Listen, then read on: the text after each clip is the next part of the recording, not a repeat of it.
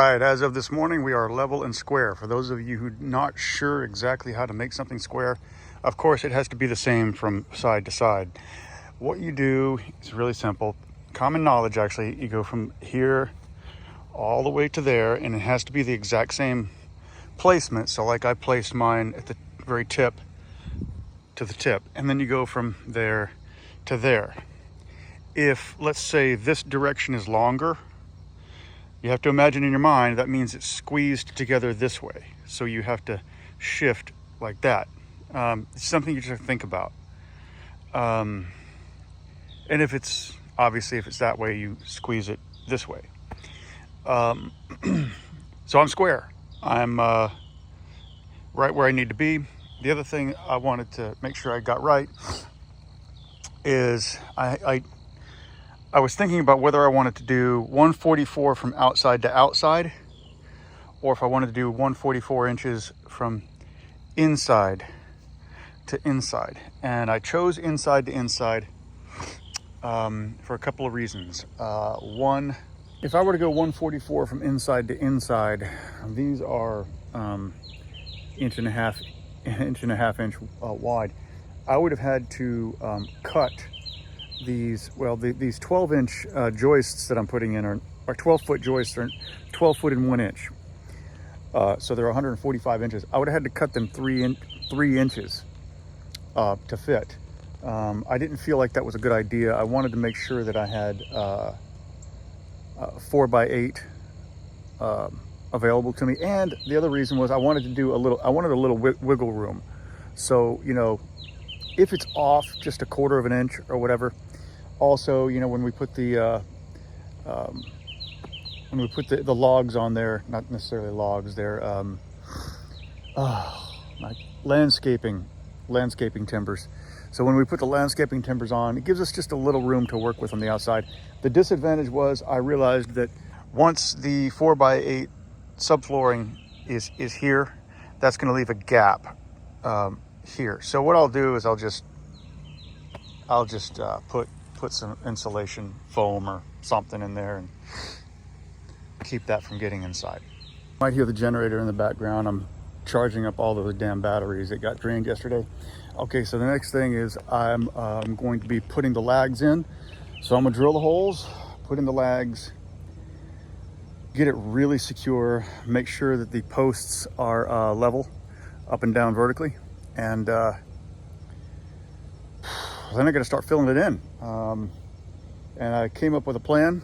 Since the purpose of these rocks is to surround the post, the way I'm going to do that is I'm going to put a little bit of dirt in and then pull the dirt away, put the rocks in, and then repeat. Put some dirt in, pull it away, put rocks in. The idea of the rocks is to prevent the soil from touching the post as much as possible, so it doesn't rot, and to hold it in place a little bit. Just so you're aware, this is what I'm working with, okay?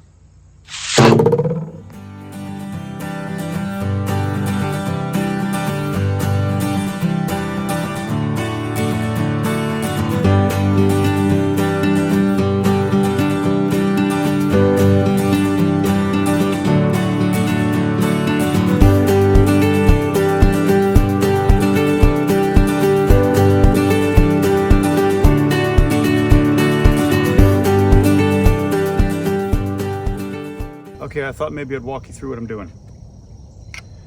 This is the coolest tool I've ever used. All right, I just picked it up for like $5 somewhere at Home Depot or something a month ago, just thinking I might need it. And what it does is, I'll show you up here because I do it down there. It just shows you whether or not it's level. I mean, go all the way down. If it's not level, then, and that just happens to be level, all I do is just take the hammer, mallet, and hit it whichever direction from the bottom. All right, from there, I'm drilling the hole for the lag all the way through. It's a little bit overkill, I get it. You know, these lags are a little bit longer than what I needed, but that's what they had. So that's what I use. They didn't have anything shorter. Not a big deal. So then, of course, now you can tighten the lag. Now I chose to get the ones with the hex on both sides. right here and plus that. So you just tight. I wouldn't crank it down too much. I mean, this is still technically wet wood. It's been cured, but it's gonna take some time for it to shrink a little bit. And that's pretty much it. You know, just be mindful. Use a chisel to shear off the when you poke the hole through for the lag with the drill bit. There's going to be some pieces of wood sticking up. That'll prevent you from getting a good tight seal. So just chisel it off. That's it.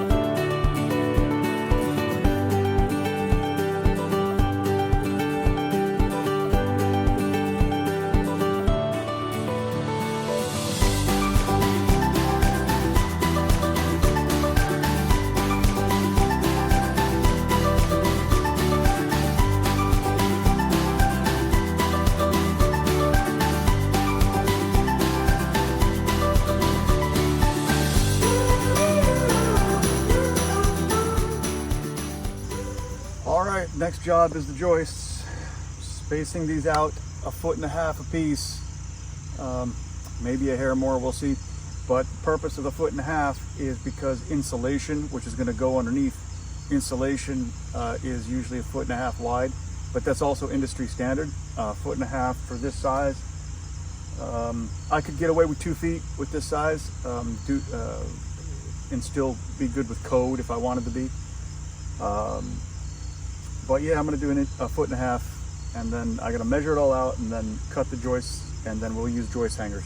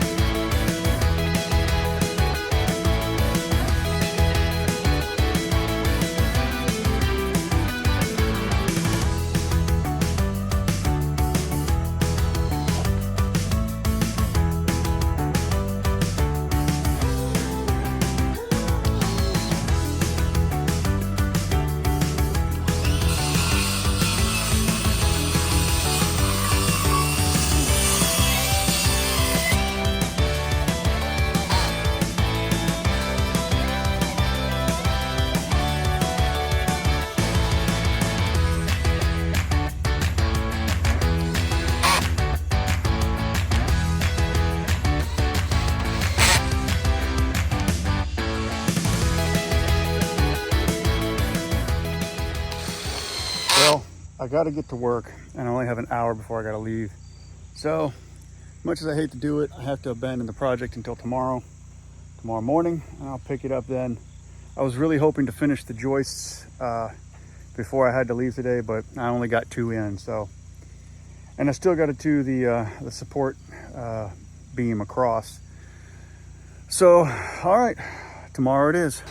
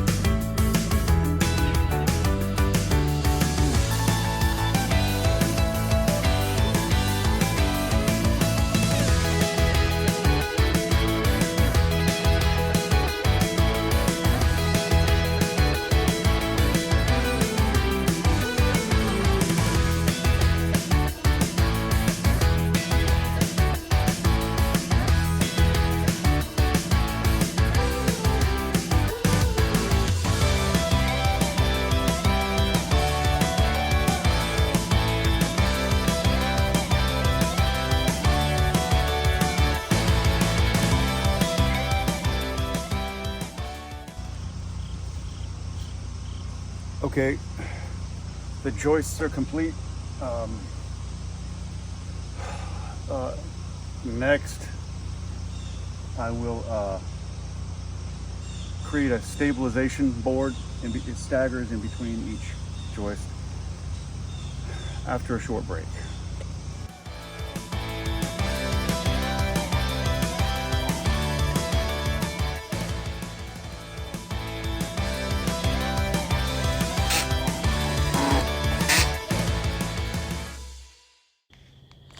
Okay, what you're not seeing here in the details is that I'm using joist hangers on both sides of this stabilization board, and I'm using the square to make sure that they are the right way and they are staggered. It is very important that you stagger them, otherwise it will not serve the purpose as designed.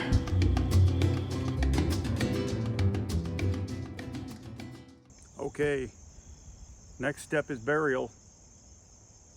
It's pretty solid. I'm gonna bury it. Might take all day, might not finish it.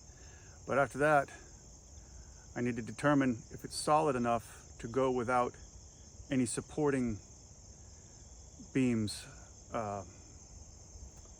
this way and that way. We'll see. I'm pretty sure it'll be fine. Okay, a little tutorial. What we're doing here is we're taking some rocks, which I'm out of rocks for this corner. The last set of rocks, and putting it around the base as much as possible. All right, like I said, I'm out of rocks there. And you can either move the soil aside, or you can move the rocks into place and then just bury it.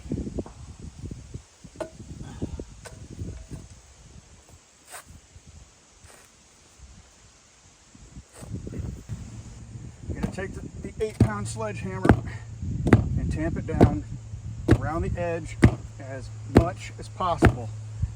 You want to compress that soil all the way around. I've got a tamper with a post hole driver on top of it, and you just stamp it down as much as you can, and then repeat. Now I'm out of rocks for this corner, but I'm just going to do dirt from here.